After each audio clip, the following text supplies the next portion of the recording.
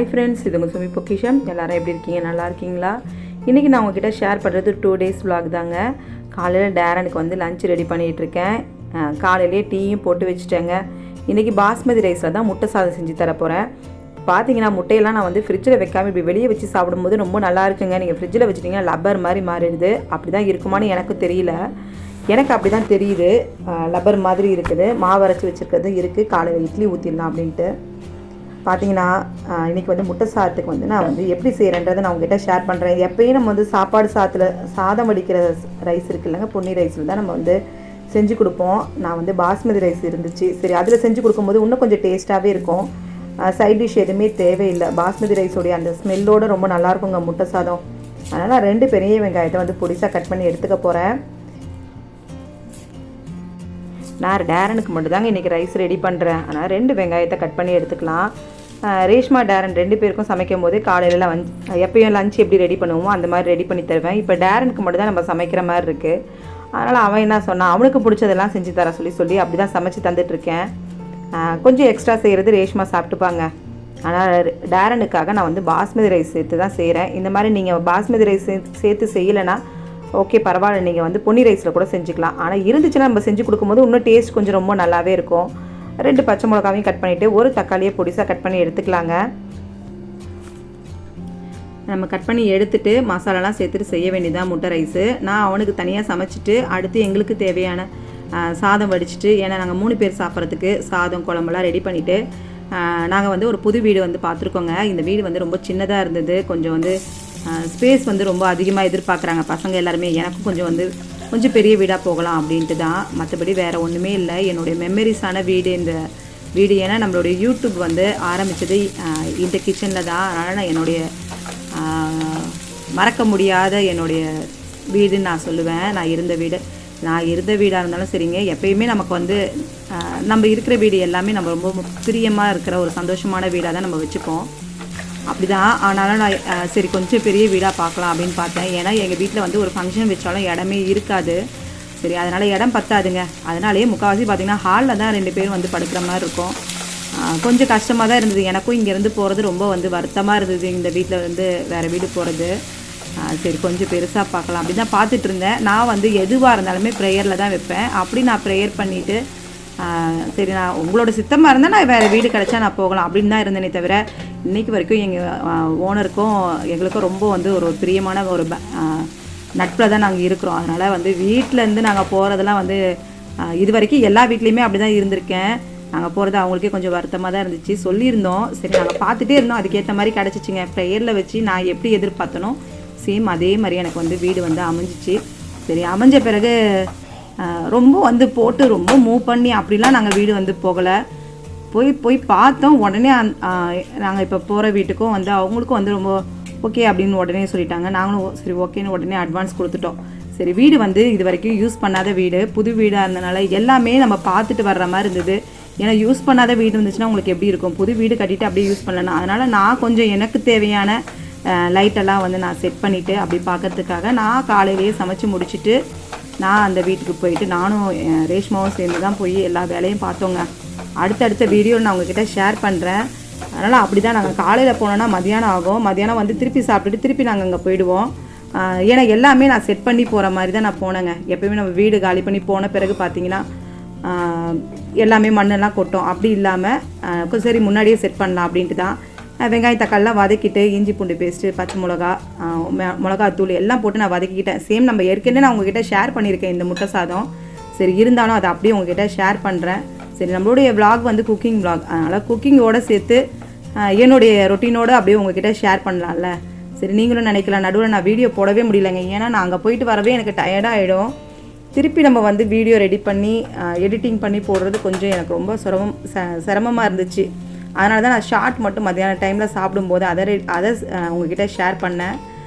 மற்றபடி வேறு ஒன்றும் இல்லைங்க.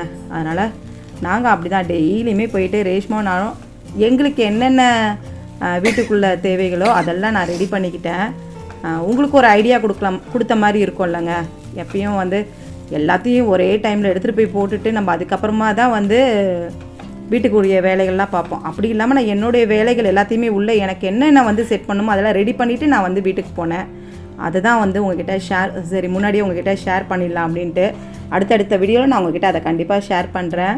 இப்போ பார்த்தீங்கன்னா கடைசியாக மிளகுத்தூள் சேர்த்துட்டு பாஸ்மதி ரைஸ் போட்டுட்டு வடித்த சாதத்தை வந்து சேர்த்துட்டு நீங்கள் இந்த மாதிரி கலந்துட்டு லஞ்ச் பாக்ஸ் கொடுத்து பாருங்கள், ரொம்ப இஷ்டமாக சாப்பிடுவாங்க. இதுக்கு வந்து எந்த சைட் டிஷ்ஷுமே தேவையில்லை.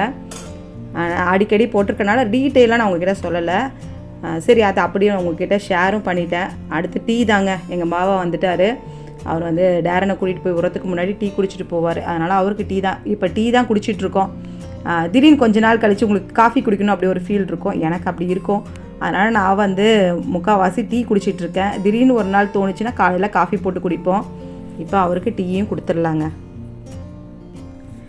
அதனால தாங்க நான் அதை வந்து உங்கள்கிட்ட வந்து சரி இதை நான் வந்து என்னென்ன பண்ணுறேன்றதை அப்படியே உங்கள்கிட்ட ஷேர் பண்ணும்போது உங்களுக்கு கொஞ்சம் யூஸ்ஃபுல்லாக இருக்கும் அப்படின்ட்டு தான் நான் அடுத்தடுத்த வீடியோவில் கண்டிப்பாக அதை பற்றி நான் உங்கள்கிட்ட ஷேர் பண்ணுறேன்.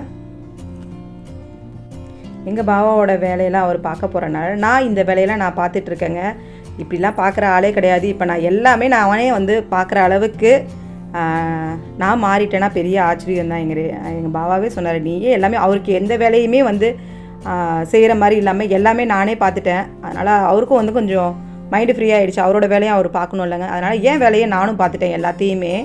இப்போ பார்த்தீங்கன்னா டேரனுக்கு வந்து கொஞ்சம் உருளைக்கிழங்கு சிப்ஸ் வச்சுட்டு அவனுக்கு வந்து ரைஸும் வந்து கட்டி அனுப்பிச்சிட்டேன். ரேஷ்மாவுக்கு வந்து நூடுல்ஸ் தான் வேணும் அப்படின்னு சொல்லிட்டா. வாரத்தில் ஒரு நாள் நூடுல்ஸ் தாங்க சாப்பிட்றா. இட்லி ஊற்றுறேன், இட்லி வேண்டாம் எனக்கு நூடுல்ஸ் தான் வேணும் அப்படின்னா சரி ஓகே நான் உனக்கு நூடுல்ஸே செஞ்சு கொடுத்துட்றேன் அப்படின்ட்டு நூடுல்ஸ் தான் செஞ்சு கொடுத்துட்டேன். இந்த மாதிரி நீங்கள் மேகி நூடுல்ஸ் செய்யும்போது கொஞ்சம் தண்ணி ஊற்றின பிறகு ஒரு அரை ஸ்பூன் மிளகுத்தூளும் ஒரு ஸ்பூன் ஆயிலும் சேர்த்துட்டு நீங்கள் கலந்துட்டு கொடுத்து பாருங்கள், ரொம்ப நல்லாவே இருக்கும். பார்த்தீங்கன்னா நூடுல்ஸ் சாப்பிட்ட பிறகு என்ன பண்ணுறோம்னா பப்பாளி தாங்க சாப்பிட்றோம். நம்ம பப்பாளியை பார்த்தோன்னே ரொம்ப ஆசையாக இருந்தது. நல்லா சாப்பிட்டாச்சு. அவ்வளோதாங்க. இது எங்கள் பாவாக்கும் டேரனுக்கும் நடி அவங்களுக்கு 2 பேருக்கு எடுத்து கட் பண்ணிடுறோம். செம்ம இனிப்பு, சூப்பர் இனிப்பு. இப்போ நாங்கள் 2 பேரும் பால் குடிக்க போகிறோம். ரேஷ்மா குடிக்க மாட்டா. பப்பாளி சாப்பிட்டாச்சு. சாப்பிட்டு முடித்த பிறகு அதை பார்க்கும்போதே கட் பண்ணு அப்படின்ற மாதிரியே இருந்துச்சு. கட் பண்ணிட்டேன். சூப்பர் டேஸ்ட்டுங்க. சூப்பராக இனிப்பாக இருக்குது. ரொம்ப நாள் ஆச்சுங்க. இன்றைக்கி தான் பழுத்து எடுத்திருக்கோம். மரத்துலேருந்து பழுத்து எடுத்திருக்கோம். என்னடி நம்ம பழுக்க வச்சதில் அப்படி ஒன்றும் எனக்கு இனிப்பு அப்படி ஒன்றும் இருந்த மாதிரி எனக்கு தெரியல. பழுத்து இருந்தால் தான் இனிப்பு வருமா நம்ம? ஆமாம். எல்லாம் இப்போ நல்லா பெருசான பிறகு தான் இங்கே பாருங்கள் நல்லா சைஸாக கடையில் நம்ம எப்படி வாங்குவோம் அந்த சைஸுக்கு வந்த பிறகு தான் பழுக்குது. அதுக்கு முன்னாடி பழுக்க மாட்டுது. நான் அப்படி கூட ஒன்று பறித்து வச்சேங்க, பழுக்கவே இல்லைங்க. அதனால ஃபர்ஸ்ட் டைம் வச்சபோது பழுத்துச்சு. அதுக்கப்புறமா பழுக்கலை. எப்படின்னா லைட்டாக பழுக்கிற மாதிரி இந்த மாதிரி தான். இன்னொரு பழம் இருக்குது, எடுத்துகிட்டு வரேன். சரி அவங்க 2 பேருக்கும். ஆமாம். இன்னொரு பழம் ஒன்று. இன்னொரு பழம் அவங்க எங்கள் பாபா ஃப்ரெண்டுக்கு எடுத்துகிட்டு போயிட்டார். அவருக்கு ரொம்ப பிடிக்கும். அதனால் அவருக்கு கொண்டு போய் கொடுக்க போயிட்டார். இன்றைக்கி வந்து தடவை பறித்த பழம் வந்து 3 பழம் தாங்க. இது வந்து நான் பேப்பரில் சுருட்டிட்டு எடுத்து வைக்க போகிறேன். அதே மாதிரி அவர் கொடுத்தது இந்த மாதிரி பழுக்கிற மாதிரி தான் இருந்துச்சு. அவங்க 2 நாள் கழிச்சு சாப்பிட்டோம். நாங்கள் ரொம்ப நாள் ஆச்சு நாங்கள் கட் பண்ணிட்டோம். பப்பாளியை பார்த்தோன்னே ரேஷ்மாவுக்கு ஆசை வந்துருச்சு. அதனால் நாங்கள் கட் பண்ணி இந்த பப்பாளி பழத்தை வந்து சாப்பிட்டு முடிச்சிட்டோம். அவ்வளோதான் ஃபுல்லு. முன்னாடி பார்க்க உங்களுக்கு எப்படி தெரியுது தெரியல, நல்லா பெருசு, நல்லா பெரிய சைஸு. சாப்பிட்டா தம்முன்னு ஆயிடுச்சு. சாப்பிட்டோன்னே சாப்பிட்டாச்சு. டேரன் வந்து எனக்கு தெரிஞ்சு டேரன் வந்து இதில் பாதி சாப்பிட்ருவான், மீதி எங்கள் பாவா சாப்பிட்ருவார். இதை அப்படியே எடுத்துகிட்டு போய் ஒரு பாக்ஸில் டப்பாவில் போட்டு மூடி வச்சிட வேண்டியதான். ஃப்ரிட்ஜில் மட்டும் வைக்கக்கூடாதுங்க, வெளியே வச்சுக்கணும். ஃப்ரிட்ஜில் வச்சுக்கிட்டிங்கன்னா ஒரு மாதிரி வாழடி பால் மாதிரியான ஒரு டேஸ்ட் வரும். அதனால் ஃப்ரிட்ஜில் வைக்காதீங்க எப்பவுமே பப்பாளி கட் பண்ணால். ஏன்னா மத்தியானம் சாப்பிட்றது தான் போகிறாங்க. அதனால் இதோடு இந்த வீடியோ முடியுதுங்க. அடுத்தடுத்து நம்ம வந்து புது வீட்டுக்கு நான் போகும்போது என்னென்ன நான் என்னுடைய வேலைகள் செஞ்சேன்றதை அப்படியே உங்ககிட்ட ஷேர் பண்ணுறேன். அது மட்டும் இல்லாமல் நம்மளுடைய கிச்சன் ஆர்கனைசேஷனும் ட்ரெஸ்ஸிங் டேபிள் எப்படி நான் வந்து என்னோடய ட்ரெஸ்ஸிங் டேபிளை நான் எப்படி அரேஞ்ச் பண்ணுவேன் அப்படின்றதையும் நான் உங்ககிட்ட ஷேர் பண்ணுறேன். இனிமேல் நம்மளுடைய வீடியோ புது விதமான புது வீட்டிலருந்து நான் உங்ககிட்ட ஷேர் பண்ணுறேன். இந்த வீடியோ உங்களுக்கு பிடிச்சிருந்தா கண்டிப்பாக லைக் பண்ணுங்கள், உங்கள் ஃப்ரெண்ட்ஸோட ஷேர் பண்ணுங்கள். சப்ஸ்கிரைப் பண்ணாமல் பார்த்துக்கிட்டிங்கன்னா கண்டிப்பாக சப்ஸ்கிரைப் பண்ணுங்கள். அடுத்த ஒரு குக்கிங் வித் vlogல நம்ம சந்திக்கலாம். தேங்க்யூ.